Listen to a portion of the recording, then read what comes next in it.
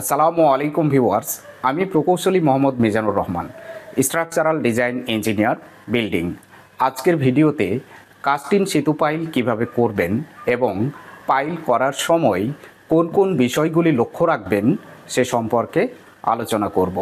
Caste-in সেতু pile বেশ কয়েকটি পদ্ধতিতে করা হয়ে থাকে। তার মধ্যে পারকাশন বোরিং মেথড আমাদের দেশে বহুল প্রচলিত। এই পদ্ধতিতে ড্রিল বিটের সাহায্যে মাটি কেটে ড্রিল পাইপের মাধ্যমে পানি পাম্প করে কাটিং ম্যাটেরিয়ালসগুলি বাইরে বের করে আনা হয়। প্রথমেই পাইল লেআউট দেওয়ার সময় পিএল ঠিক করতে হবে এবং ইজিএল বা এক্সিস্টিং গ্রাউন্ড লেভেল হতে পাইল কতটুকু নিচে রাখবেন তা ঠিক করে নিতে হবে। যেমন উদাহরণস্বরূপ, কোথাও যদি সেমি বেসমেন্ট হয় তাহলে ইজিএল থেকে সাধারণত ড্রয়িং অনুযায়ী 5 থেকে 6 ফিট নিচে পাইলের রড ছাড়া হয়। পাইল শুরুর আগে অবশ্যই পাইলের সেন্টার ঠিকমতো করতে হবে, অর্থাৎ চিজেল বা ড্রিলিং বিটের সেন্টার যেন ঠিক পাইল পয়েন্ট মার্কিং করার জন্য যে রডগুলি মাটির মধ্যে বসানো হয় তার ঠিক ওপরে থাকে। এই পাইল পয়েন্ট মার্কিং করার জন্য যে রডগুলি আছে এগুলি প্রায় মাটির মধ্যে 3 ফিট পর্যন্ত ঢুকিয়ে দেবেন, না হলে পরবর্তীতে পাইল মেশিন মুভমেন্ট করার সময় এই পয়েন্টগুলি নড়ে যেতে পারে এবং পাইল পয়েন্ট নড়ে যাওয়ার ফলে পরবর্তী কাজ অর্থাৎ যখন পাইল ক্যাপ করবেন তখন চরম ভোগান্তির শিকার হবেন। পাইল ক্যাপ করার সময় কোনো কারণে যদি পাইলের সেন্টার সরে যায় তাহলে অবশ্যই ডিজাইনারকে জানাবেন, যাতে ডিজাইনার তার ডিজাইনটি রিভাইজ করতে পারেন। কারণ ডিজাইনে যেভাবে পাইলের পয়েন্টগুলি দেখানো হয় সেটি যদি সরে যায় তাহলে ডিজাইন কিন্তু পুরোপুরি চেঞ্জ হয়ে যায়। এই জন্য নিজেদের সেফটির জন্যই অবশ্যই ডিজাইনারের সাথে আলাপ করবেন। পাইলের হাউজ যতটা সম্ভব বড় করবেন। একটি পাইলের চেম্বারে সাধারণত 2টি প্রকোষ্ঠ থাকে, একটি হচ্ছে সেডিমেন্টেশন চেম্বার আর আরেকটা হচ্ছে সাকশন বা পানি পাম্প করা চেম্বার।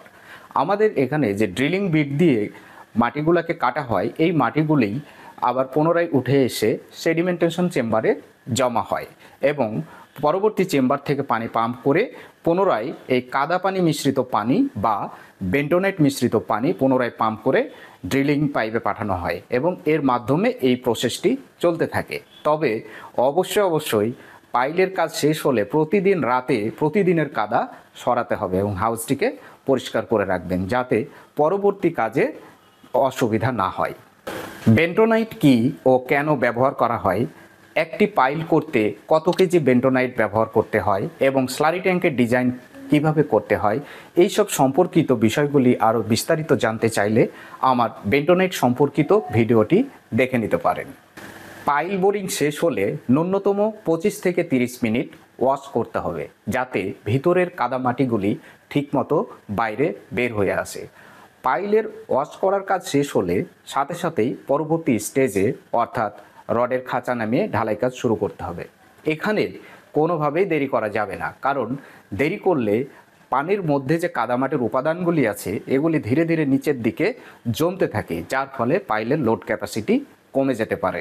রডের খাঁচা নামানোর সময় 2টি খাঁচার জয়েন্টে যে ল্যাপিং পয়েন্ট সেখানে 3টি স্পট ওয়েল্ডিং করতে হবে। কখনোই একটানা ওয়েল্ডিং করা যাবে না, কারণ একটানা ওয়েল্ডিং করলে রডের টেম্পার বেড়ে যাবে, যা পাইলের জন্য ক্ষতিকর হবে। পাইলের 3 ইঞ্চ ক্লিয়ার কাভার রাখার জন্য 8 অথবা 10 মিলি রডের ইনসুলেটেড চেয়ার অথবা গোল আরসিসি ব্লক ব্যবহার করতে পারেন। তবে পাইলের খাঁচা নামার সময় অবশ্যই খেয়াল রাখবেন ব্লক ব্যবহার করার ক্ষেত্রে ব্লক যেন ভেঙে না যায়, কারণ অনেক সময় অসাবধানতার বশতে ওয়ার্কারেরা এমনভাবে খাঁচাগুলি তারা নামায় দেখা যাচ্ছে যে আমাদের যে কেজিং পাইপটা থাকে কেজিং পাইপের সাথে ব্লকগুলি লেগে ভেঙে চলে যাচ্ছে। এটি কিন্তু ক্ষতিকর, তাই ব্লক ব্যবহার করলে অবশ্যই খেয়াল রাখবেন যাতে ব্লকগুলি ভেঙে না যায়। যে পাইপগুলি পাইলের মধ্যে ঢুকিয়ে ঢালাই করা হয় তাকে ট্রিমি পাইপ বলে।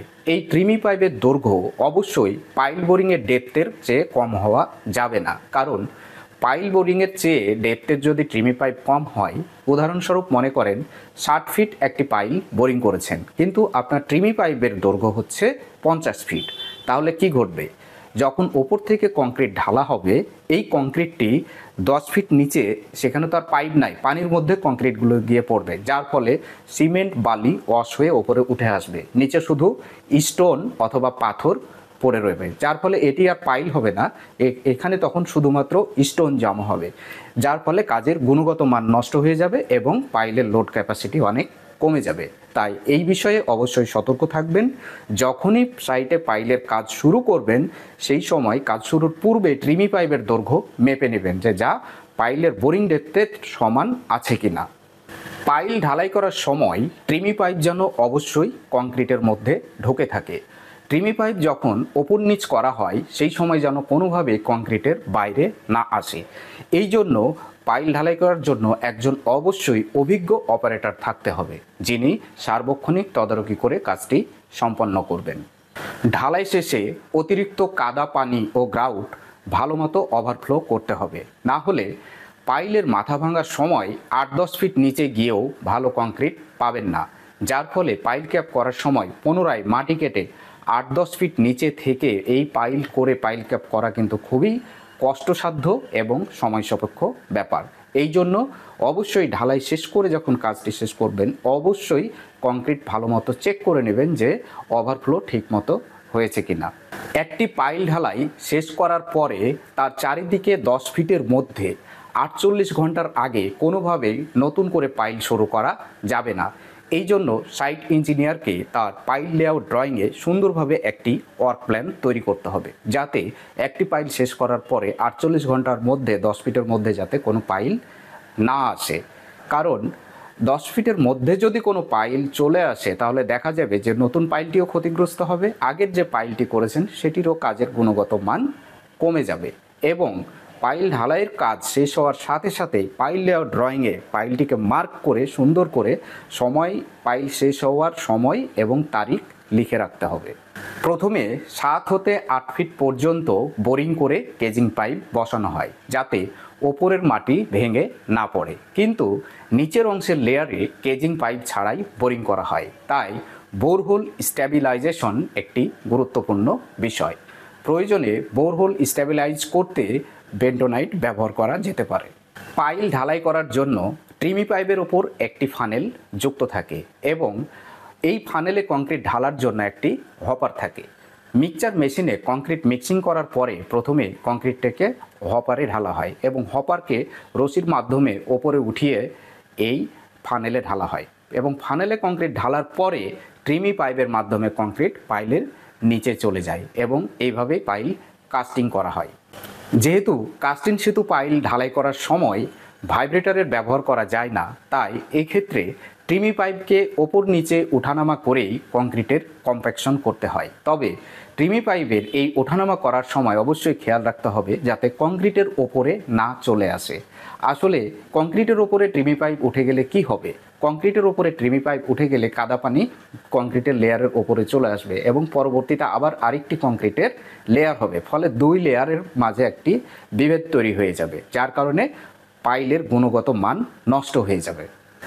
মিক্সচার মেশিনে কংক্রিট মেশানোর সময় অবশ্যই একজন সুপারভাইজারকে টালি খাতায় সিমেন্ট, বালি ও পাথরের হিসাব রাখতে হবে, যাতে কংক্রিটের গুণগত মান সঠিক থাকে। পাইল ঢালাই সাধারণত 1:1.5:3 করা হয়। তার মানে 1 ব্যাগ সিমেন্টের 1.5 গুণ বালি এবং সিমেন্টের 3 গুণ পাথর দিয়ে মিশ্রণ তৈরি করা হয়।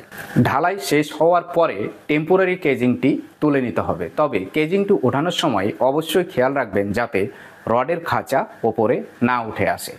সর্বোপরি সাইটে একজন দক্ষ সাইট ইঞ্জিনিয়ার রেখে নির্মাণ কাজ পরিচালনা করে কাজের গুণগত মান নিশ্চিত করুন। এই ধরনের টেকনিক্যাল ভিডিও পাওয়ার জন্য চ্যানেলটি সাবস্ক্রাইব করে আমার পাশেই থাকুন। আপনারা সুস্থ থাকুন, ভালো থাকুন, এই কামনায় আল্লাহ হাফেজ।